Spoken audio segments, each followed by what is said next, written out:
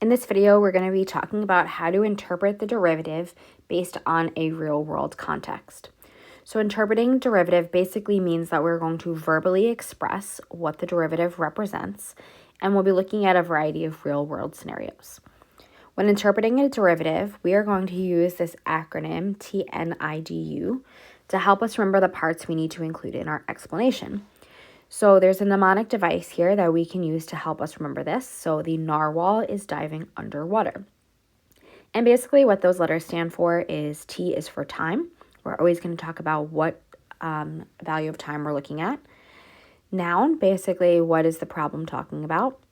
We'll choose increasing or decreasing. And then we're going to be including our units at the end.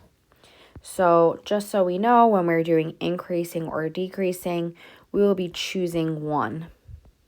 Okay, based on the derivative, we will decide if it's increasing or decreasing. So let's look at some examples to make sense of that.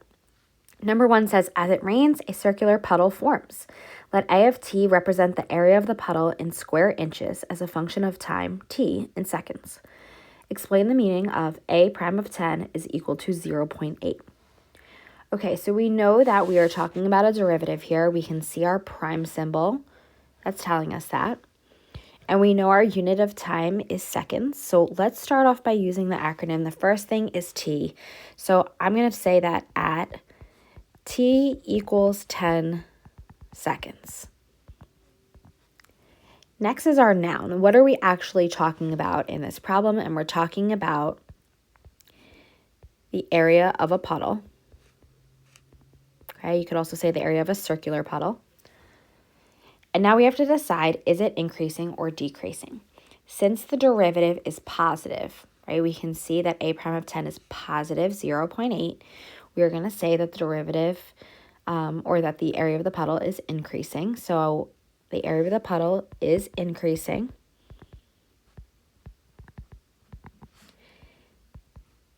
At a rate of 0.8, and then we have our reminder to always include units. So we have to think about what the area is here. So we're talking about the rate of change of area over time. So this is going to be square inches per second. Okay, so again, we're talking about a rate here. Anytime we're talking about a rate, our unit is going to be something per something. So in this case, we're talking about the rate at which the area is changing, that's square inches, over time t in seconds. Let's look at another one. Number 2, Marco walks to school every day. His distance in kilometers from home can be modeled by the function d of t, where t is in minutes. Interpret d prime of 12 equals 1. So let's follow the same format. So we're going to say that at t equals 12 minutes. Now comes our noun. Okay, so what are we talking about basically? So we're talking about Marco's distance from home. We're going to choose increasing or decreasing. Once again, our derivative is positive here, so we're going to say is increasing at a rate of 1 kilometer per minute. Okay, number 3. Water is leaking from a tank in gallons per hour. The rate of water leaking can be modeled by W of t, where t is measured in hours. Interpret W prime of 1.5 equals 17. Let's start again. So we have at t equals 1.5 hours here. That's our unit.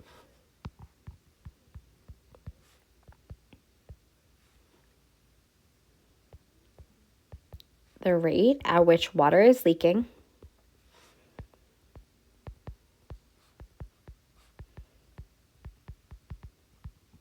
from a tank. We have a positive derivative, so I'm going to say is increasing at a rate of 17. And now we have to think about our units here. So sometimes what it helps to think about is what our original units were and then divide it by time. So W of T represents in this problem the rate of water leaking. We're talking about how that rate is changing. So we have to take our water leaking from a tank, that's gallons per hour, and then we're talking about how that's changing over time. So gallons per hour per hour. Okay, so the original gallons per hour, that's basically our unit for W of T, and then we're dividing that by time again. Number 4, a baseball is thrown upward into the air. The height of the baseball in feet can be modeled by h of t, where t is measured in seconds. Explain the meaning of h prime of 3 equals negative 5. All right, so at t equals 3 seconds comes our noun, the height of the baseball.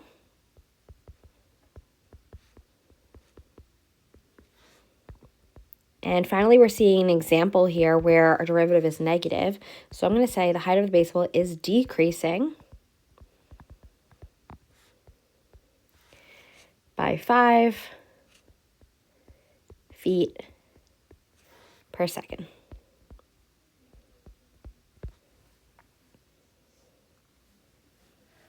All right, last problem here. Number 5. Let D of T represent the amount of dollars a bookstore earns after T days. So we're going to interpret D prime of 3 equals 150. So at T equals 3 days, the amount of dollars a bookstore earns, there's our noun,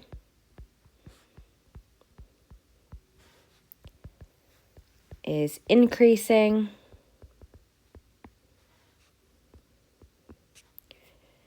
by $150 per day. Okay, that's basically our unit of money over time in this case. Occasionally, we'll see questions like B where we are given something to interpret and it does not have a prime symbol. So notice here for B, there's no derivative. So this is basically saying we're not talking about a rate of change. We're basically just talking about on day 3. So I'm going to say that on day 3, the bookstore earns $900. This acronym from before, the narwhal is diving underwater, is not applying to this problem because we do not have a derivative. So we will not be able to do that increasing or decreasing part. We're strictly just saying, here's the input of 3, the output is 900. You can head to the next video in this playlist to learn a little bit more about analytical applications of derivatives.